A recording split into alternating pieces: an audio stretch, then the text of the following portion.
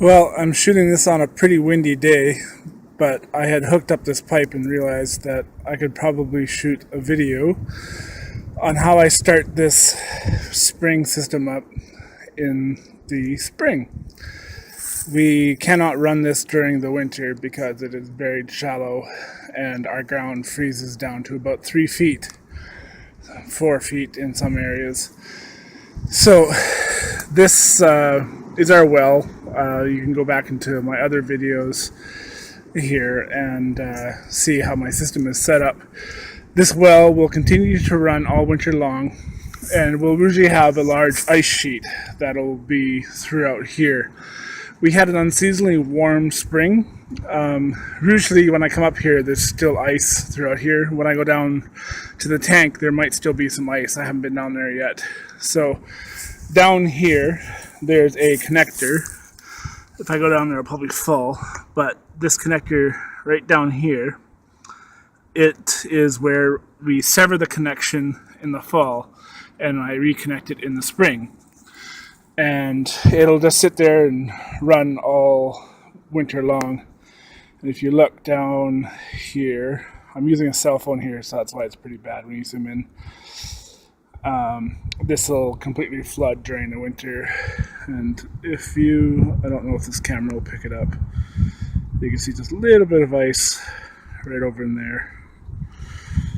It's still remaining. We've had unseasonably warm temperatures this spring, so this tank here, I just hooked it up so the water level will rise and start to push down that pipe. Every year I get seasonal heaving in all these poles, especially that one right there. I can usually push that one down by hand. I forgot my sledgehammer, so I'm doing this in a hurry today. I'm out here just checking up on things, and I figured I'd give a shot trying to get the water going. My mom is out here during the week to clean and do other stuff. I'm busy this week, unfortunately. So I will pick this video up down by the tank, which is way down there, about 100 feet. So we'll see you in a second. So this is back down at the tank. Sorry about the wind noise again.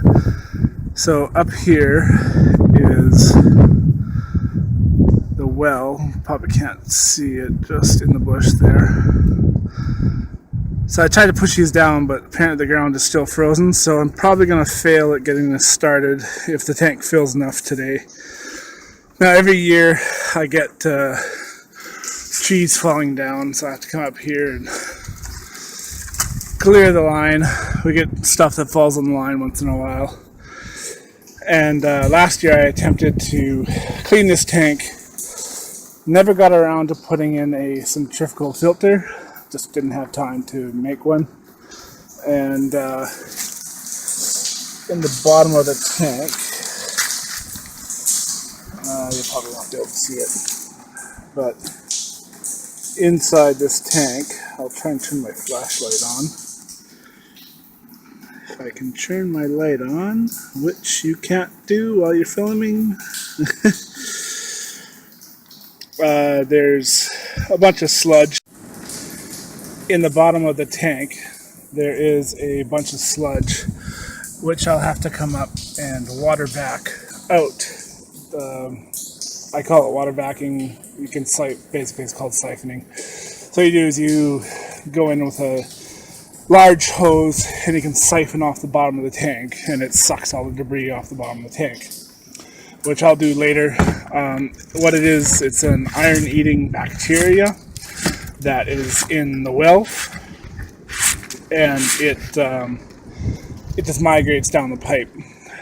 Chlorine, if you treat regularly with chlorine, you can clear your system of it. I'm just not out here enough to do it. I'd have to come up here on a weekly basis and treat, and I have got other stuff to do. So just once in a while you get a bit of a smell in the system. You gotta come up and do a large dose of chlorine. We don't drink the water. This water is used for showering and watering a few plants outside, washing stuff outside. It is not used for household use because it is not a secure water source, and we've had issues in the past with this not being secure. So back to the startup. This system I always put into the configuration that allows it to most easily be ready to start up. So in a situation like today, where I have a few minutes where I can come up and start it, it's literally as easy as hooking up the line at the sink, at the well, not sink, and hooking it, checking the tank that is getting flow here, and then correcting the overflow which dumps into that tub there. Ideally, I want to get this large tank out of here. This large tank is cracked halfway around on the bottom. It's just a flaw in this particular tank, which used to be used in transport. So the vibration of it bouncing on the road is what caused that fatigue. And just when I got it, the crack formed about 8 months after that. So it was just an unfortunate coincidence of timing that it had happened. So the line comes out from the IBC and just comes over here, and I've got it separated just over by this other tank where it used to connect into this large tank over here. So I've simply just attached a valve here and a connector, and the line, you can actually see the water is just passing right through the tank right now, dumping on the ground. And then this line here flows down the hill, or flows out to this pathway here, and it's buried about a foot underneath the ground, and there are boxes in the ground which have valves that you can open up and release the pressure. Now, water gets trapped in the relief valves. I blow it out with an air compressor from the bottom of the hill, but you can only do so much with a 5-gallon air compressor. So what that does is it at least doesn't have a whole bunch of water sitting in the line. And I usually get most of the water all the way to the bottom, and I clear the bottom of the loop. And it has yet to burst, being that I use polyline. It is fairly flexible to being frozen. If you're using white PVC, I believe is what it's called, that stuff does not like to be frozen at all. So I highly recommend using black poly pipe, I believe is what it's called. This is only what we use in Canada, at least in my part of Canada. It is very difficult to find the white PVC pipe in bulk and at a reasonable cost.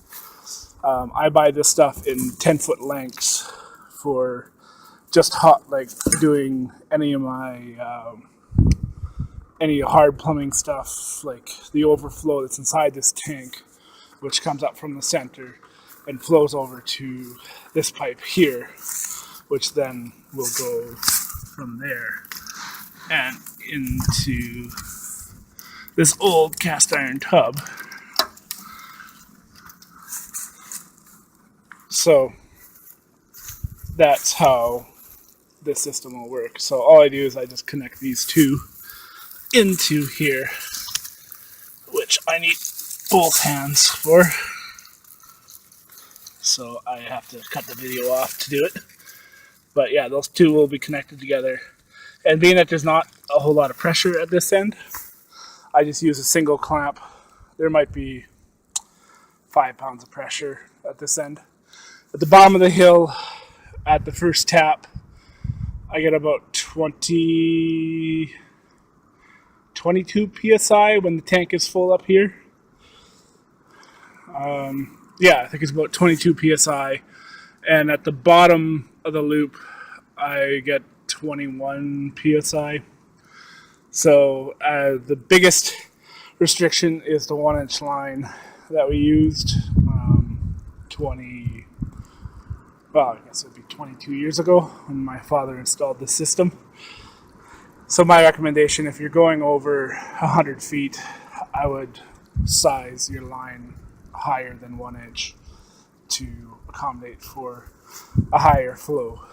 So if the tank is full enough today, I'll be able to attempt to pressurize the system all the way down the hill. And that's when we'll find out if there's any frozen chunks in the rest of the line. If there is any frozen chunks, what we typically do is we wait for the pressure of this system to keep pushing down the hill, and one day it'll just kind of let loose, and my mother will just keep checking down the hill. When you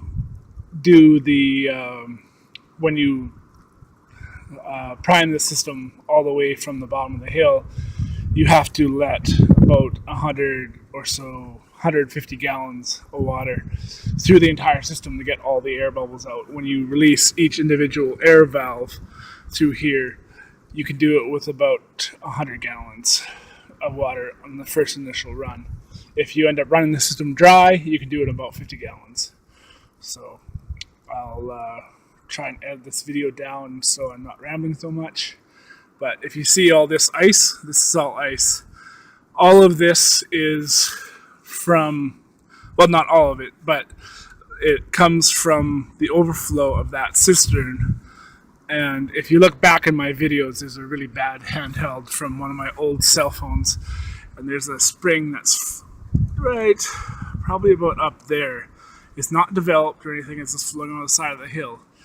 And it also flows around and past that spring, and it contributes to this overflow.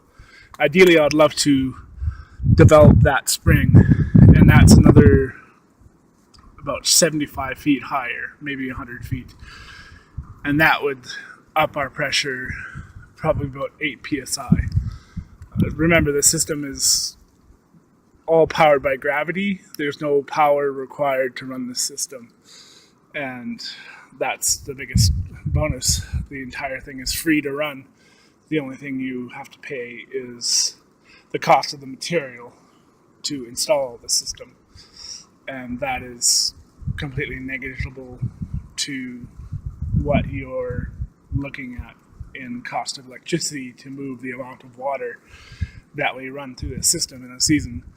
The cost of what we use the system for, we run a hot water heater off electric for the system, and that is the most expensive part, and that's about $30 a month here in my part of Canada to run the hot water heater. And we use showers on that, and we have people who will shower.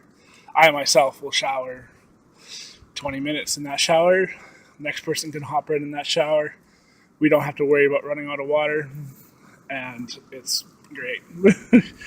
So if you have the ability to have a system that you can run off gravity, that is fed by a natural spring, that has good clean water, I'd go for it.